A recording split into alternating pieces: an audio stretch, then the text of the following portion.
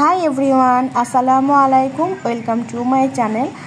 আজকে তৈরি করে দেখাতে চলেছি মুঘল আমলের খুবই জনপ্রিয় একটা রেসিপি, আর তৈরি করে নেওয়া অনেক বেশি সহজ। শুধুমাত্র পাউরুটি আর দুধ হলেই চলবে, আর সাথে লাগবে চিনি, আর সেটা হচ্ছে শাহি টুকরা। এটা তৈরি করা অনেক বেশি সহজ, যে কেউ তৈরি করে নিতে পারবেন। আর এই জন্য আমি প্রথমেই নিয়েছি পাউরুটি।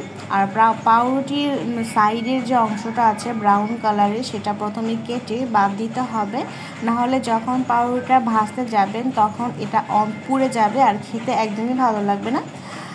আর সাইডটা কাটা হয়ে গেলে এখন আমি ট্রায়াঙ্গেল শেপ করে কেটে নিচ্ছি। তবে শাহি টুকরা করতে গেলে যে কোনো শেপ আপনারা চাইলে দিতে পারবেন, চাইলে স্কোয়ার বা চারকোনা বা সমান্তরাল করেও কেটে নিতে পারবেন। কিন্তু মুঘল আমলে শাহি টুকরা যে তারা তৈরি করে খেতেন, সেখানে কিন্তু এই ট্রায়াঙ্গেল শেপটাই দেওয়া হতো। এখন আমি ফ্রাই প্যানে দিয়ে দিচ্ছি সাদা তেল। আমি এই পাউরুটিগুলো সাদা তেলে ডিপ ফ্রাই করে নিব। আর যদি আপনারা এখানে ঘি ব্যবহার করতে চান তাহলে হালকা করে সেঁকে নিলেই হয়ে যাবে। সবগুলো পাউরুটি আমি এরকমভাবে ভেজে নিচ্ছি। আর ভেজে নেওয়ার সময় চুলার আঁচটা অবশ্যই মিডিয়ামে রাখতে হবে, কারণ হাই হিটে রাখলে এটা পুড়ে যাওয়ার সম্ভাবনা থাকবে আর খেতে একদমই ভালো লাগবে না। আমার যে কয়টা পাউরুটি ডিপ ফ্রাই হয়ে গেছে, আমি তেলটা নিয়ে তুলে নিচ্ছি। আর সাথে করে বাকি পাউরুটিগুলো আমি ভেজে নেব। এটা কিন্তু হালকা করে ভেজে নিলে হবে না। বাসায় কিন্তু অবশ্যই ট্রাই করবেন। এটা তৈরি করে নেওয়া অনেক বেশি সহজ আর খুব ঝটপট তৈরি করে নেওয়া যায়। বাসায় ছোট বাচ্চা থাকলে এটা খেতে অনেক বেশি পছন্দ করবে, কারণ এটা পাউরুটি মিষ্টি মানে হচ্ছে চিনি দুধ দিয়ে তৈরি করা। সবগুলো ভাজা হয়ে গেলে এখন আমি শাহি টুকরা শেপ দেওয়ার জন্য আমি আমার পছন্দ অনুযায়ী সুন্দর করে সাজিয়ে নিয়েছি। আর এখন তৈরি করে নিতে হবে মালাই।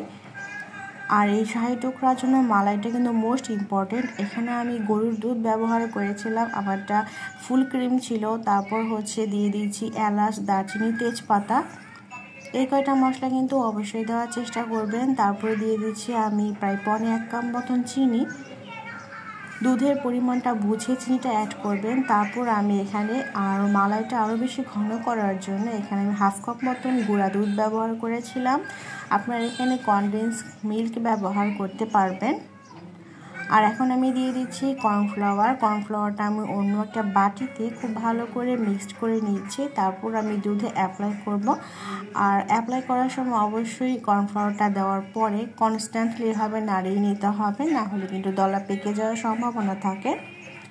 আর কর্নফ্লাওয়ার দেওয়ার কারণে দেখুন কতটা ঘন হয়ে এসেছে, আর মালাইও তৈরি হয়ে গেছে। আর এখন আমি ভাজা পাউরুটির উপর দিয়ে দিচ্ছি। আপনারা যদি এটা বেশি নরম খেতে চান তাহলে বেশি করে পাউরুটির ভেতরে দিতে হবে মালাইটা, আর যদি ক্রিস্পি খেতে চান তাহলে হালকা করে আমার মতন করে দিতে পারবেন। তবে এটা ক্রিস্পি খেতে অনেক বেশি ভালো লাগে। আর আমি কিন্তু চেরি ফল দিয়ে সাজিয়ে নিয়েছি, আপনারা চাইলে বাদাম দিয়েও সাজিয়ে নিতে পারেন। সো এভরিওয়ান, দেখে নিলেন কেমন করে তৈরি করে নিতে হয় শাহি টুকরা।